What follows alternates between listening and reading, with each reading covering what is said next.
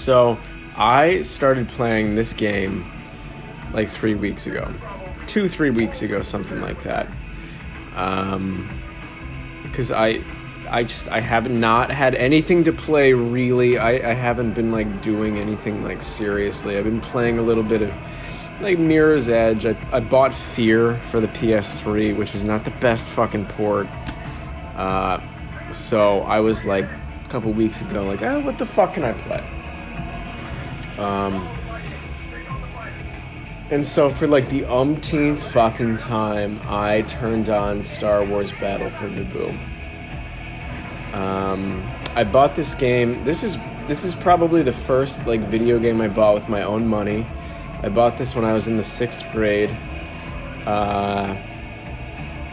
Because I've always been playing Star Wars Rogue Squadron. Like, somebody bought it for my dad on the PC for Christmas one year, right, when I was really little, like my mom or something like that.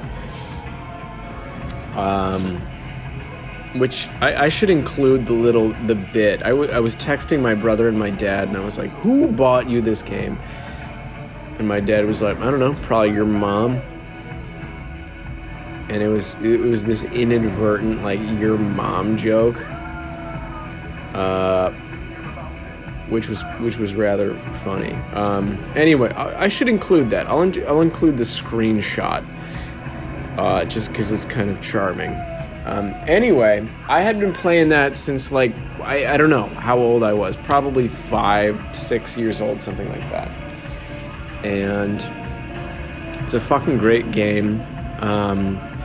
Once I finally, like, started trying to, like, get games on... Is this fucking... Okay. Once I started trying to collect games on the Nintendo 64, Will and I, we drove out to, like, what is essentially, like, the projects of Georgia, and bought a copy of Rogue Squadron for the Nintendo 64. On a whim, for some fucking reason. I probably got it for an insane deal. I don't know how much that game is going for anymore. And so I sort of grew up playing this game. I love this game. Rogue Squadron is, like, top 5. Well, maybe not anymore after having played Battle for Naboo. But, like, for most people, I would say Rogue Squadron is a top 5 Nintendo 64 title. You really can't fault it. It, along with Battle for Naboo, along with a couple of the other Star Wars games, makes up a 3-game exclusivity deal that LucasArts sort of, like, bid on with Nintendo, or vice versa. You know, Nintendo was bidding for the rights with LucasArts, you know, against, like, PlayStation, whatever the fuck, I don't know, Dreamcast, whatever was going on at that time in particular. And they met one another, right? Or like, Nintendo won, right? Nintendo gained exclusive rights for a couple of Star Wars titles, right? This is about the time that The Phantom Menace is coming out. And let me just say right now, Phantom Menace property, right? Intellectual property plus Nintendo 64, I'm fucking sold. Okay. Nintendo 64 plus Phantom Menace, for me, is like the perfect fucking mixture. Alright? That gives me the hardest fucking boner. Okay, sorry to be crass, everybody. Nintendo 64 plus the Phantom Menace, I cannot imagine a better match. A match made in heaven, as it were. And so, yeah, this game should have been, like, big shit for me. Top of the line. And yet, I bought it when I was in 6th grade, and I tried it out, and I'm like, it's not, I don't like it. It's not that good. For some reason, it didn't, like, tickle my fancy. And then, like, every year or so, I don't know, a couple of years, whatever, I would try to go back to it, and every time I was like, it doesn't, I don't know. It just doesn't work for me, right? Because Rogue Squadron, like the spiritual prequel to this game, is all sort of like air-based combat, right? There's a multitude of ships. There's, like, so much variety as far as, like, the aesthetic, like, decisions that you sort of make as far as the gameplay goes. And I thought that was very cool. I think that that's, to this day, the most interesting thing about the Rogue Squadron trilogy, which continued from the 64 onto the GameCube. And Battle for Naboo doesn't necessarily have that. It's sort of like, it's limited in terms of the scope of like your aesthetic kind of makeup or whatever, right? And so I think that was a big thing for me. A lot of Battle for Naboo is sort of like ground-based combat as opposed to like aerial combat, which was, I suppose, again, a big thing for me. And so, I don't know, I tried playing it so many times, and every fucking time I was like, I don't know, I think this game is like inferior. I don't think it's that great of a game. And that was sort of where I was at. And then, like a couple of weeks ago, I picked it up for, again, like I've been saying, like I've been in sort of like a rut as far as like inspirational, you know, really enjoyable games go. And so I was like, whatever. Let me give it a shot. Wouldn't be the worst thing in the world. And from second one, I was like, okay, well, it's a masterpiece. This game fucking rules. And it's funny how, you know, you don't really... You're not ready for the thing until you're ready for the thing, right? To put it in, like, the most crude terms. Like, I don't know. There's probably a life lesson involved here. It's a shame that for me, it's tied up with, like, something as asinine as fucking video games. But, for what it's worth, a little nugget of knowledge for you. God fucking damn son of a...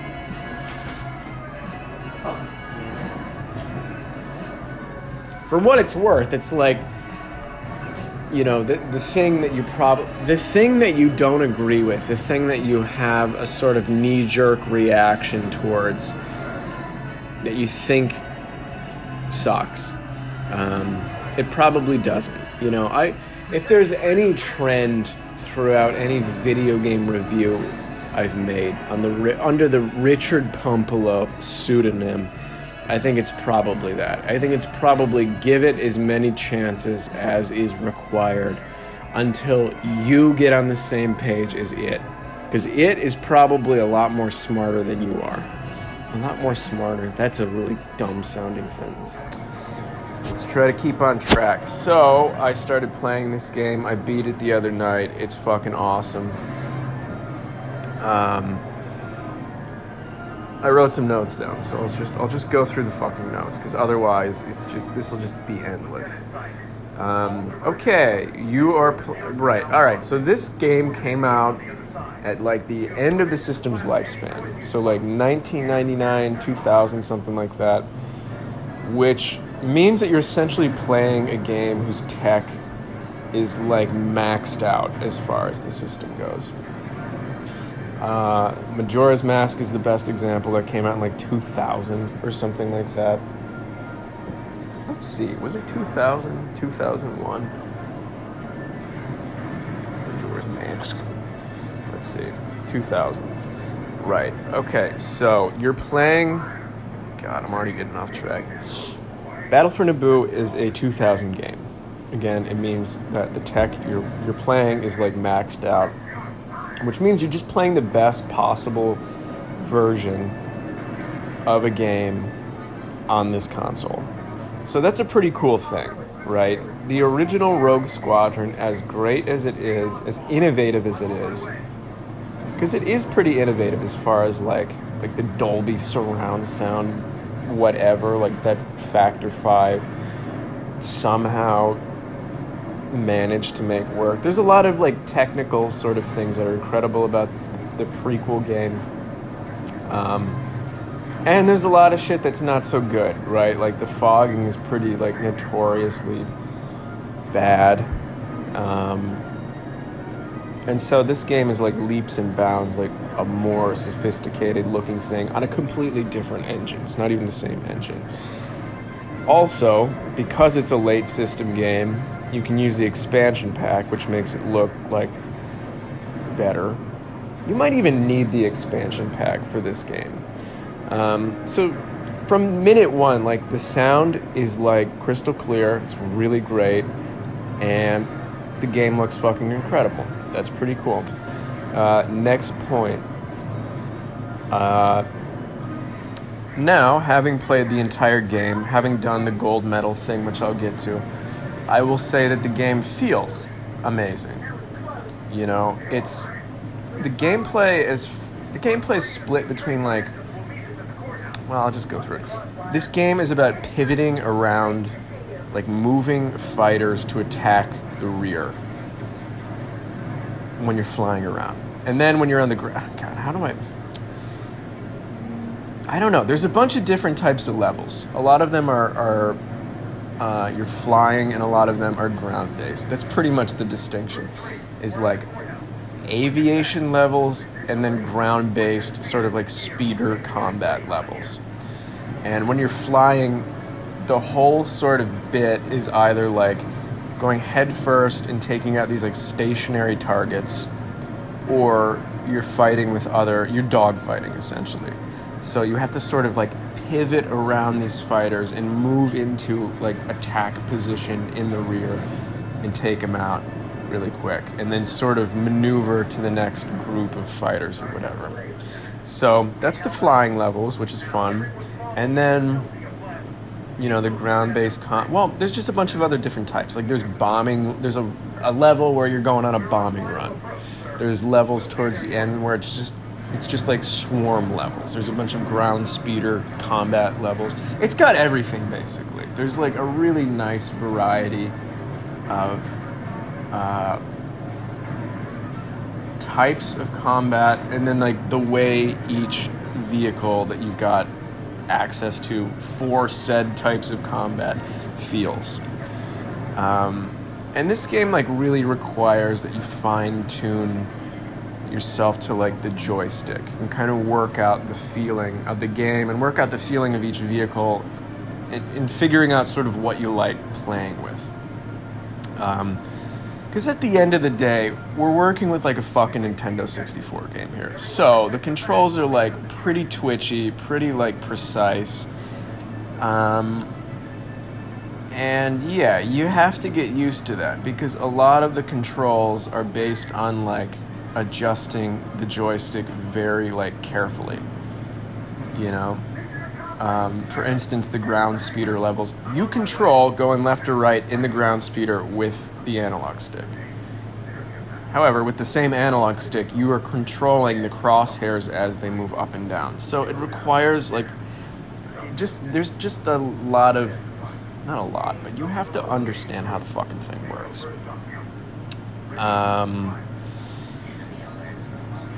Incidentally, kind of a neat thing that they have here is this weird like auto aim function that you can kind of finesse.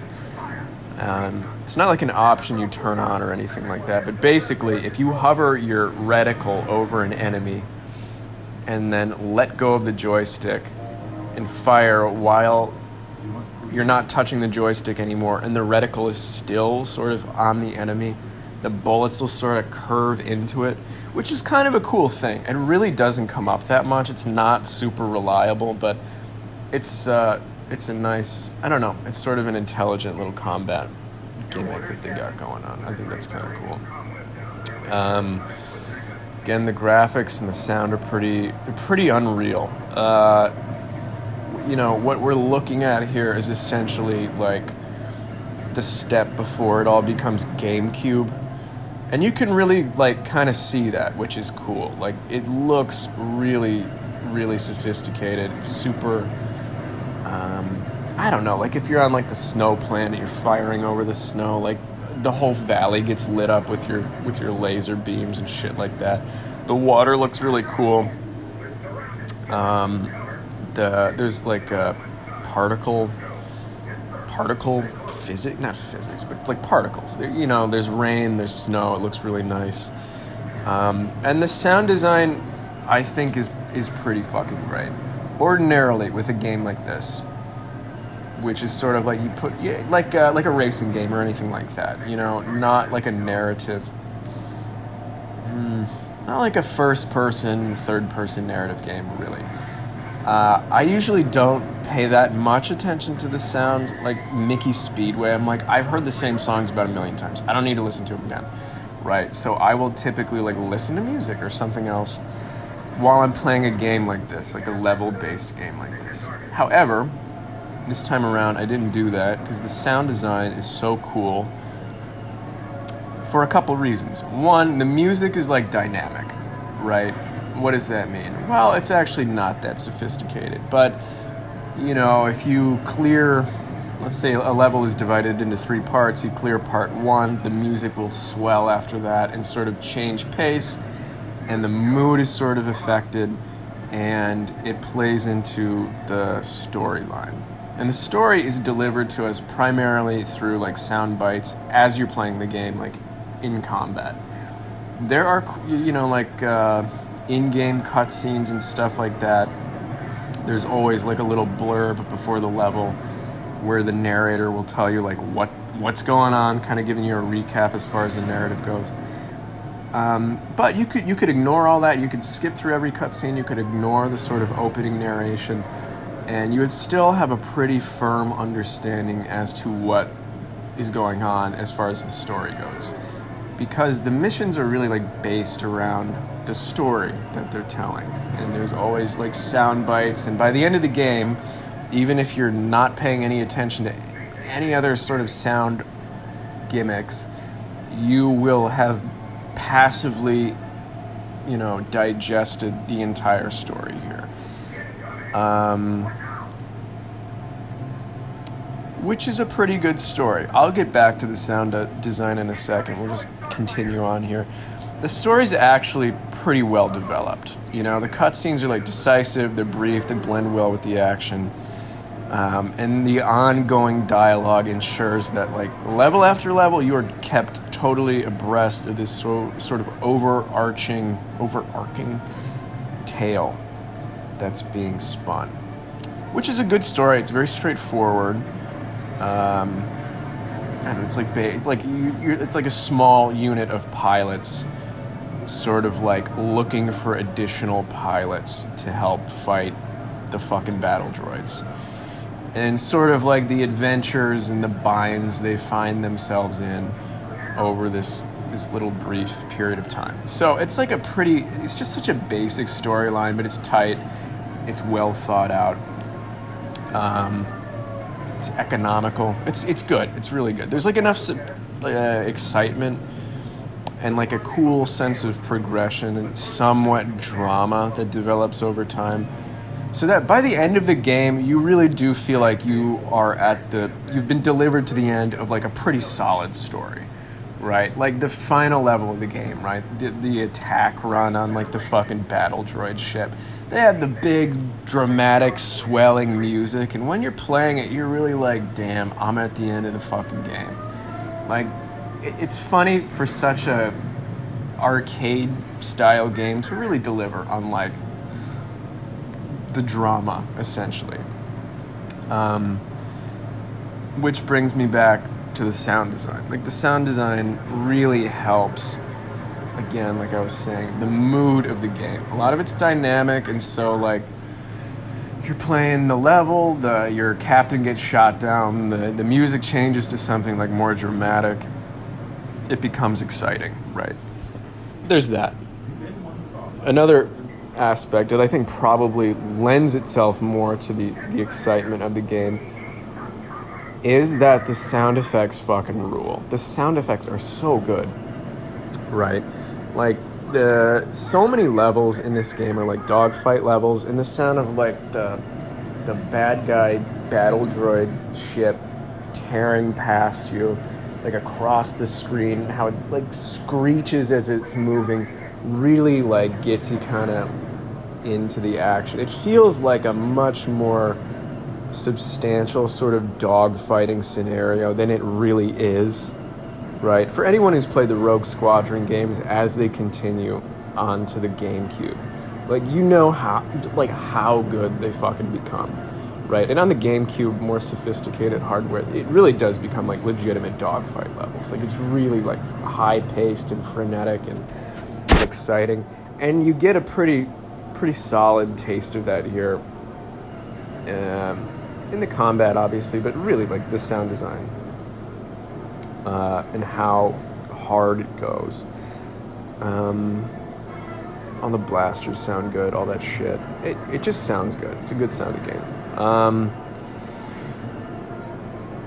Let's see. So you fucking finished the story. That's great. Hooray. You've played through it once. Then let me see. You fucking beat the game. And then we began unlocking like developer maps and gold medals. So here's the deal. This is like Rogue Squadron. Both these games essentially operate on like a bronze, silver, gold medal system for each level, which is then further broken down into like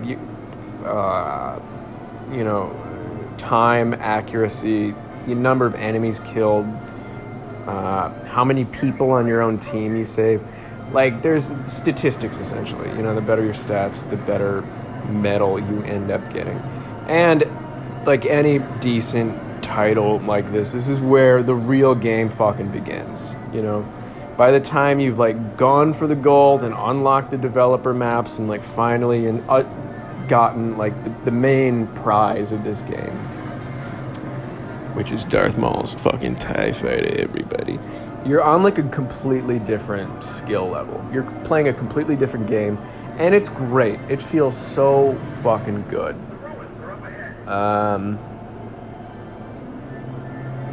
Why does it feel good? Well, it's interesting. To go back to Rogue Squadron, that game had like such a wealth of like aesthetic variety as far as like what kind of ship you like playing with and how it feels, but really like what kind of ship you like looking at. That's why I like Rogue Squadron, is that there are so many options, and a lot of it is just like, well, what do you think looks the coolest, right? And this Battle for Naboo does not have that. It really shrinks in comparison.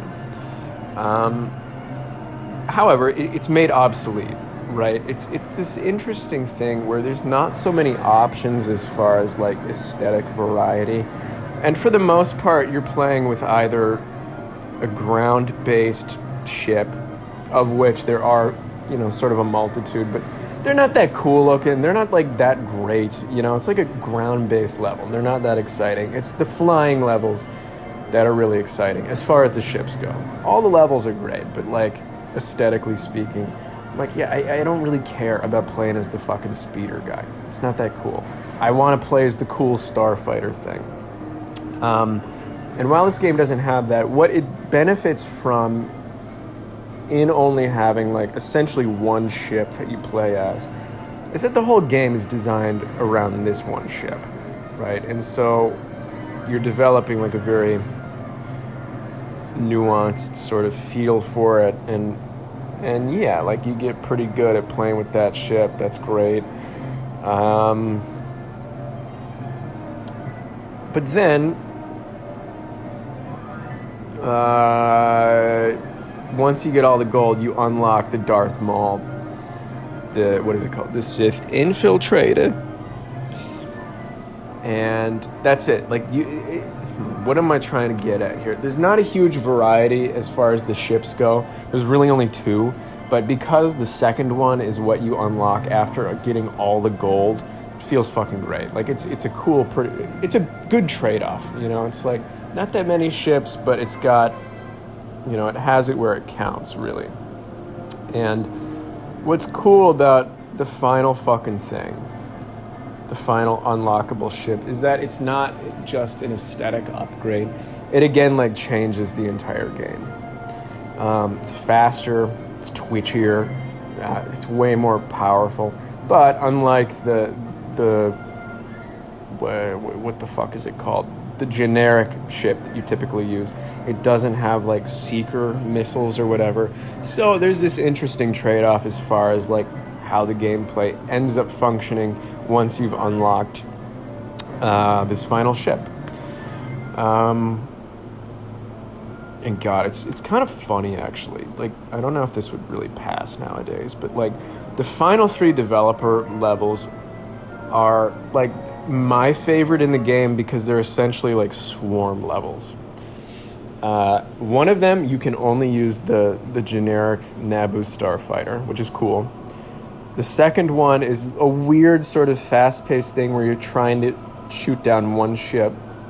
And the third one is, after you've unlocked all the gold, you get to play as Darth Maul, essentially burning a village to the ground. In what, again, is another one of these swarm levels. And the fucking last 3 levels of this game are so much fucking fun because you're at the end of the game, you know exactly how to control everything sort of down to the T. You have one swarm level that you can only use the generic ship for. You have the other swarm level where you can only use the bad guy ship for. And so it's just such a it really like rounds off the end game, the 100% end game so well. Because you really end up playing like 2 of the most fun levels imaginable, with sort of a newfound understanding of how the fuck to finesse both of these ships and how to really, like, I don't know, have a good time with it. So it's pretty cool. I guess the last thing I'll say, a little bit more about the variety of the levels. I like this game and I like Rogue Squadron because it's all mission-based, right? And so every single level is like, you got to take this out, then you got to take this out, then you got to, like, free the prisoners here, you got to sneak down the river and take out, like, the outposts there. Like I mentioned, there's a pretty cool, like, bomber level where you're hovering over this huge valley really slowly, just, like, picking off this convoy. There's a really great sort of narrative balance within the actual levels themselves, you know. There are these tiny little microscopic stories that take place, and yeah, they're totally, like I said, economic, but ultimately fun. Like, ultimately, this is like a totally addictive, successful, well-crafted game, you know. And because it's like a Nintendo 64 exclusive, it's just totally optimized for it.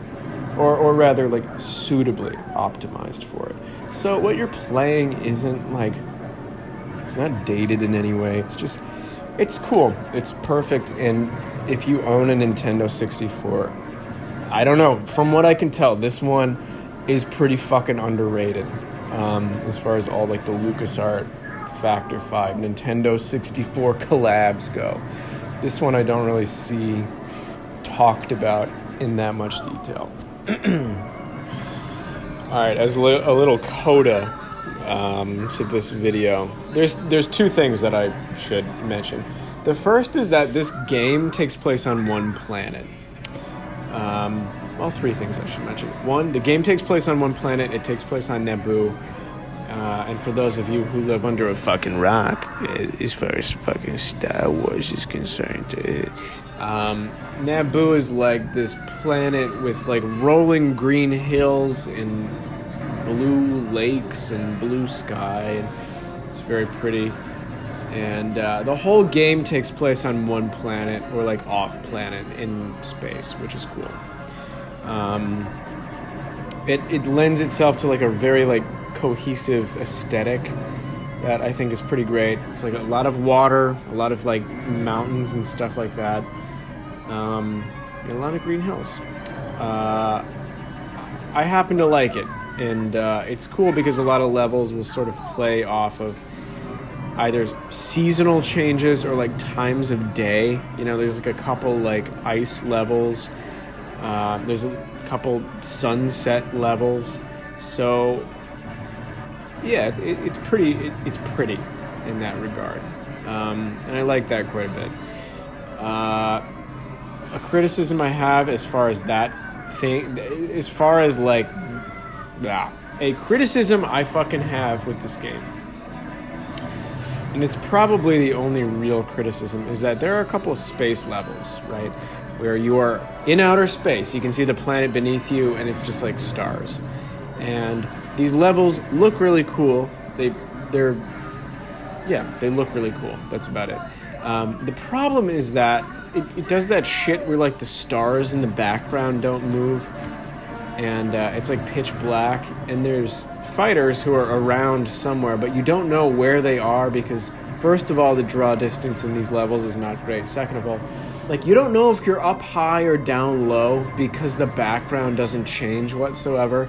So these sort of outer space levels that should be really cool sort of like falter in that you have no idea like whether or not you're on the same height as the person you're trying to fucking shoot down. So you can see them in your mini-map and you're like, oh, they're like right behind me. Oh, I'm flying over them. And that might not be the case. They're either like way above you or way underneath you. It's difficult to get your orientation on those levels. There's only 2 of them. It's not the biggest pain in the ass, but it is like it's a criticism. I think it's a legitimate criticism. And lastly, the very last thing, which I think is great, is that this game has a platinum medal run, right? I got all the gold. I thought that was the fucking... I thought that was the fucking game, Jack, you idiot. I thought, like, getting gold was it. And I was playing tonight, recording footage for this fucking video, everybody. And apparently I did so good that I got a platinum medal. And evidently you can get platinum in every single one of these levels.